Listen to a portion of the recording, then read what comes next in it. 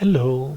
In this and some further videos I will explain some rules and calculation methods to explain electrical network analysis. After the intro I will begin with Kirchhoff's junction rule.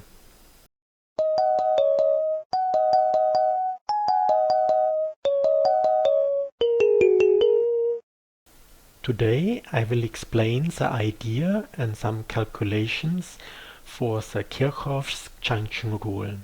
The rule is the sum of all currents in an electrical network junction point is zero. The idea is very simple. Due to the fact that the electrical node or electrical junction point has no storage, the sum of all currents into the node must be equal to the sum of the currents out of the node. So we can write the sum of currents into the junction point is equal to the sum of the currents out of the junction point. There are two ways to come to the formula. In the first way, we draw the arrows in such a way that they point into the positive current direction. For example, here I1 is 4 amp, I2 is 7 amp, I3 is 1 amp, I4 is 2 amp, and I5 is 8 amp.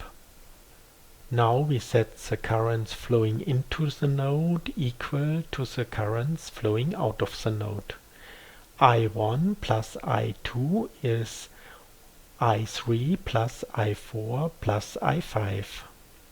Now we bring these currents with negative sign to the other side. I1 plus I2 minus I3 minus I4 minus I5 is 0 with concrete values 4 amp plus 7 amp minus 1 amp minus 2 amp minus 8 amp is 0. Now we see the rule, the sum of currents into the electrical junction point is 0. The second method is to use the formula the sum of all currents is 0 directly.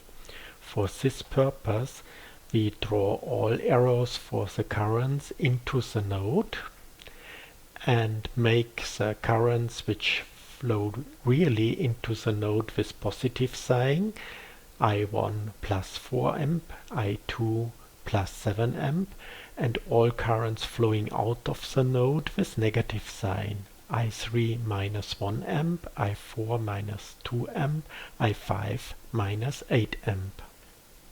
Now we can write I1 plus I2 plus I3 plus I4 plus I5 is 0, and with the concrete values 4 amp plus 7 amp plus minus 1 amp plus minus 2 amp plus minus 8 amp is 0. And we see we have the same structure like here. For practical application I recommend to draw the current arrows in the positive known or estimated direction. If our estimation was wrong, then it's not so bad, because the calculation will deliver a negative current, and then we know the real current is flowing against the arrow direction. Now an exercise. I1 is 5 amp, I2 is 3 amp, I3 is 4 amp, I5 is 2 amp. How big is I4? Press the pause button and do the maths for yourself. Here's a solution for exercise 1. We have currents into the node and currents out of the node. So we add the currents into the node, subtract the currents out of the node and set them 0. 0 is I1 plus I2 minus I3 minus I4 minus I5. We bring the minus I4 with a positive sign on the other side. I4 is I1 plus I2 minus I3 minus I5. With concrete data, I4 is 5 amp plus 3 amp minus 4 amp minus 2 amp. I4 is 2 amp. Here our second exercise. I1 is 5 amp, I3 is 4 amp, I4 is minus 10 amp, I5 is 2 amp. How big is I2? Press the pause button and do the math yourself. Solution for exercise 2. We see that all arrows point to the electrical node, so we add all currents and set them 0. I1 plus I2 plus I3 plus I4 plus I5 is 0. We bring I2 to the front and all to the other side with minus sign. I2 is minus I1 minus I3 minus I4 minus I5. With concrete data, I2 is minus 5 amp, minus 4 amp, minus 10 amp, minus 2 amp. We solve the parenthesis. I2 is minus 5 amp, minus 4 amp, plus 10 amp, minus 2 amp. I2 is minus 1 amp.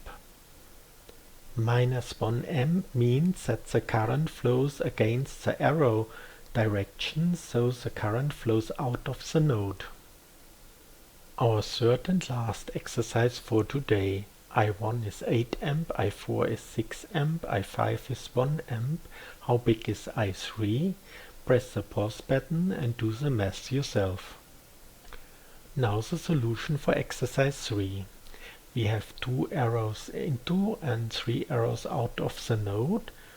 So we add the currents into the node, subtract the currents out of the node and set them 0.